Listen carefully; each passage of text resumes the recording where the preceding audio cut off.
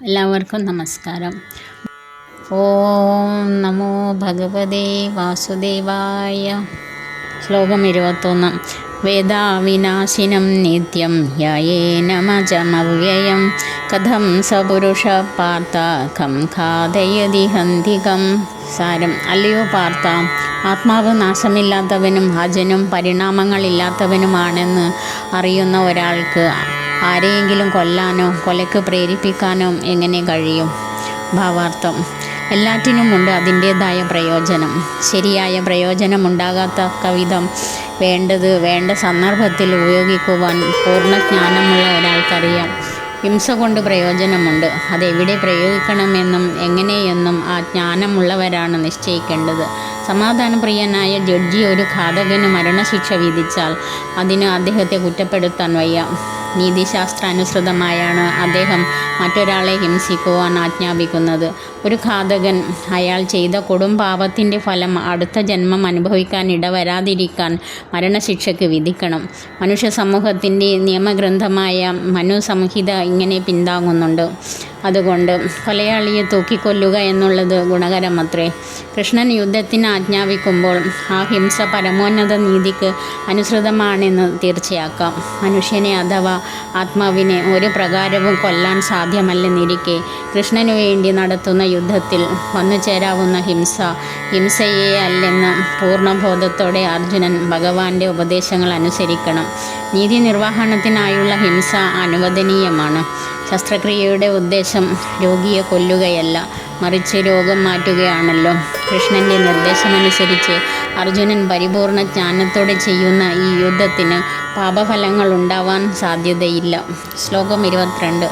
വാസാംസി ജീർണാനി യഥാ വിഹായ നവാനി ഗൃഹ്ണാതി നരോപരാണി തഥാ ശരീരാണി വിഹായ ജീർണാനി അന്യാനി സംയായതി നവാനി ദേഹി.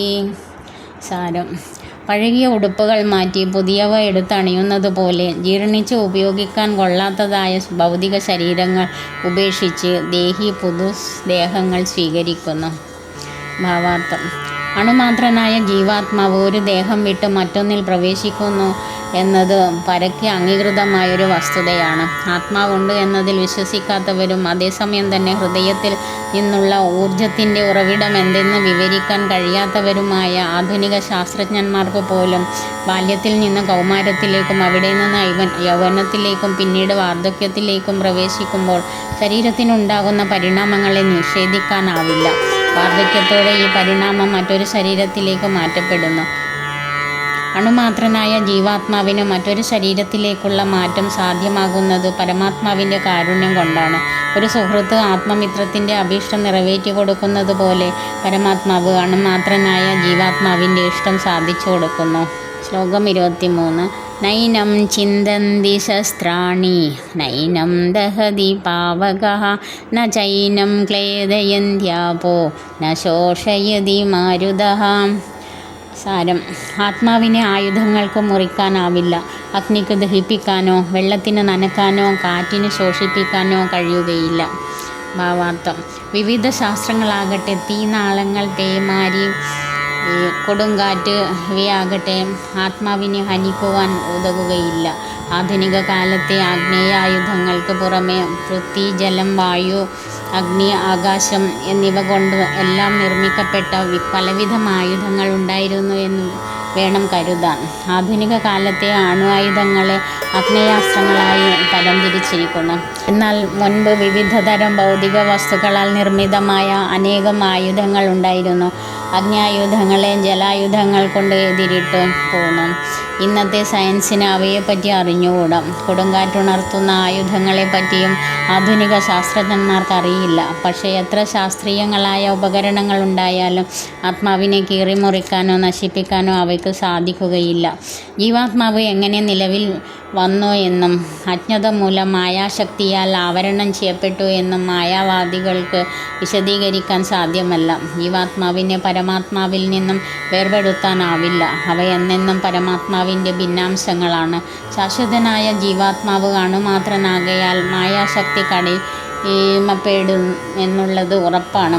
തീക്കട്ടയിൽ നിന്നുത്ഭവിക്കുന്ന തീപ്പൊരികൾ തീക്കുവെളിയിൽ പോകുമ്പോൾ അണഞ്ഞു പോകുന്നത് പോലെ ഭഗവാന്റെ സത്സംഗത്തിൽ നിന്ന് വിട്ടുപോകുന്ന ജീവാത്മാക്കൾ മായാശക്തിക്ക് അടിമപ്പെടുന്നു.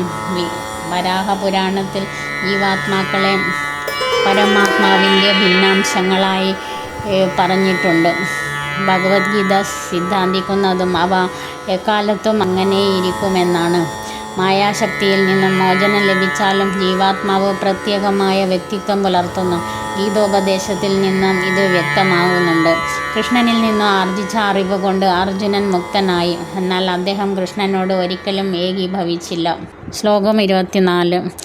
അച്ഛേദ്യോയമദാഹ്യോയം അക്ലേദ്യോമശേഷ്യ ഏവ ച നിത്യസർവഗതസ്ഥാണോർ അരജലോയം സനാതനഃ. സാരം: ജീവാത്മാവിനെ മുറിക്കാനോ ദഹിപ്പിക്കാനോ കുതിർക്കാനോ ഉണക്കാനോ കഴിയില്ല. ശാശ്വതനും സർവത്ര ഗമിക്കാൻ കഴിവുള്ളവനും പരിണാമങ്ങൾക്കതീതനും അചഞ്ചലനും നിത്യനുമാണ് ഈ ആത്മാവ്. ഭാവാർത്ഥം: അണുമാത്രനായ ജീവാത്മാവ് പരമാത്മാവിൻ്റെ ഒരംശം മാത്രമാണെന്നും അതുപ്രകാരം ശാശ്വതമായി മാറ്റമില്ലാതെ നിലനിൽക്കുമെന്നും ഇവിടെ ഉപയോഗിച്ചിരിക്കുന്ന വിശേഷണങ്ങൾ നിശ്ചയമായും തെളിയിക്കുന്നു. അദ്വൈതവാദത്തിന് ഇവിടെ പ്രസക്തിയില്ല. കാരണം വ്യക്തിത്വമാർന്ന ജീവാത്മാവ് ഒരിക്കലും പരമാത്മാവിൽ ലയിക്കുന്നില്ല. ഭൗതിക കൽമഷങ്ങളിൽ നിന്നും മുക്തനായ ജീവാത്മാവ് പരമദിവ്യോത്തമ പുരുഷൻ്റെ ജ്യോതി പ്രസരണത്തിൽ ഒരാത്മീയ സ്ഫുലിംഗമായി നിലകൊള്ളാൻ ഇഷ്ടപ്പെട്ടേക്കാം. പക്ഷെ ബുദ്ധിമാന്മാരായ ജീവാത്മാക്കൾ ഭഗവത് സംഗമത്തിനു വേണ്ടി ആത്മീയ ഗ്രഹങ്ങളിലേക്ക് കടക്കുക തന്നെ ചെയ്യും. സർവഗത എന്ന വിശേഷണം അർത്ഥപൂർണമാണ്. ഈശ്വര സൃഷ്ടിയിൽ എവിടെയും ജീവഗണങ്ങളുണ്ട് എന്നുള്ളതിന് സംശയമില്ല. ഭൂമിയിലും വെള്ളത്തിലും വായുവിലും മണ്ണിനടിയിലും തീയിൽ പോലും അവ ജീവിക്കുന്നു. അഗ്നി കൊണ്ട് അണുപ്രാണികളെ നശിപ്പിക്കാമെന്ന വിശ്വാസം അംഗീകരിക്കാനാവില്ല. എന്തെന്നാൽ ആത്മാവ് അഗ്നിയിൽ ദഹിക്കപ്പെടില്ലെന്ന് ഇവിടെ വ്യക്തമാക്കിയിട്ടുണ്ട്. ഈ നിലയ്ക്ക് സൗരഗ്രഹത്തിലും അവിടെ ജീവിക്കാൻ ഉതകുന്ന ശരീരഘടനകളോട് കൂടിയ ആത്മാക്കൾ ഉണ്ടാകുമെന്നതിൽ സംശയം വേണ്ട. സൗരമണ്ഡലത്തിൽ ജീവജാലങ്ങളില്ല എന്നു വരികിൽ സർവഗത എന്ന പദപ്രയോഗം അർത്ഥശൂന്യമാണെന്ന് വരുന്നു. ശ്ലോകം 25. അവ്യക്തോയമചിന്യോയം അവികാര്യോയം ഉച്യതേ തസ്മാദേവം വിദിത്വൈനം നാനുശോചിതുമർഹസി. സാരം: അദൃശ്യനും അചിന്ത്യനും മാറ്റമില്ലാത്തവനുമാണ് ആത്മാവ്. ഇതറിയുന്നതുകൊണ്ട് നീ ശരീരത്തെക്കുറിച്ച് ദുഃഖിക്കരുത്. ഭാവാർത്ഥം: മുൻപ് വിവരിച്ചതുപോലെ ഭൗതികമായ നമ്മുടെ കണക്കുകൂട്ടലുകൾ അനുസരിച്ച് ഏറ്റവും ശക്തിമത്തായ സൂക്ഷ്മദർശിനിയിലൂടെയും കാണാനാവാത്ത വിധം സൂക്ഷ്മതമാണ് ആത്മാവ്. തന്മൂലം അദൃശ്യനും തന്നെ. ആത്മാവിൻ്റെ സത്തയെക്കുറിച്ചാകട്ടെ ശ്രുതി അഥവാ വേദജ്ഞാനങ്ങളിലൂടെയല്ലാതെ പരീക്ഷണങ്ങളിലൂടെ ഉറപ്പുവരുത്താൻ ആർക്കുമാവില്ല. ആത്മാവുണ്ടെന്നുള്ള പ്രത്യക്ഷമായ വസ്തുത നാം അംഗീകരിച്ചേ മതിയാവൂ. എന്തുകൊണ്ടെന്നാൽ ആത്മാവിൻ്റെ ഉണ്മ അറിയുവാൻ മറ്റു മാർഗങ്ങളൊന്നുമില്ല. വിശിഷ്ടമായ പ്രാമാണിക വാക്യങ്ങളെ ആധാരമാക്കി പൂർണ്ണമായും സ്വീകരിക്കേണ്ടവയായിട്ട് പല വിഷയങ്ങളും നമുക്കുണ്ട്.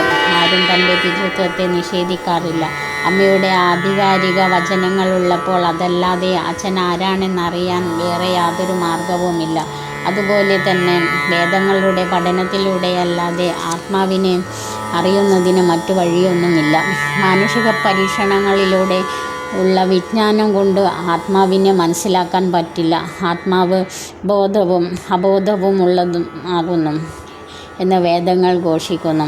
ഇത് അംഗീകരിച്ചേ പറ്റൂ. ശരീരത്തിനെന്ന പോലെ പരിണാമഭേദങ്ങൾ ആത്മാവിനും ഉണ്ടാവുകയില്ല. ഒരിക്കലും മാറ്റമില്ലാത്തതുകൊണ്ട് അമേയമായ പരമാത്മാവിനെ അപേക്ഷിച്ച് അണുമാത്രനായിരിക്കുന്നു ജീവാത്മാവ്. പരമാത്മാവ് അമേയനാണ്. ജീവാണുവാകട്ടെ അതിസൂക്ഷ്മവും. അതുകൊണ്ട് അതിസൂക്ഷ്മമായ ആ ജീവാണുവിന് പരിണാമങ്ങളില്ലായ്കയാൽ ഒരിക്കലും അപരിമേയനായ പരമപുരുഷനോട് അഥവാ ശ്രീ ഭഗവാനോട് തുല്യനാകാൻ വയ്യ. ആത്മാവിൻ്റെ അസ്തിത്വം ഉറപ്പുവരുത്തിക്കൊണ്ട് ഈ ആശയം വേദങ്ങളിൽ പല വിധത്തിലും ആവർത്തിച്ചു പറഞ്ഞിട്ടുണ്ട്. ഏത് വിഷയമാണെങ്കിലും പിഴ കൂടാതെ പഠിച്ച് ഹൃദിസ്ഥമാക്കാൻ ആവർത്തനങ്ങൾ ആവശ്യമാണ്. അടുത്ത ഭാഗം അടുത്ത വീഡിയോയിൽ.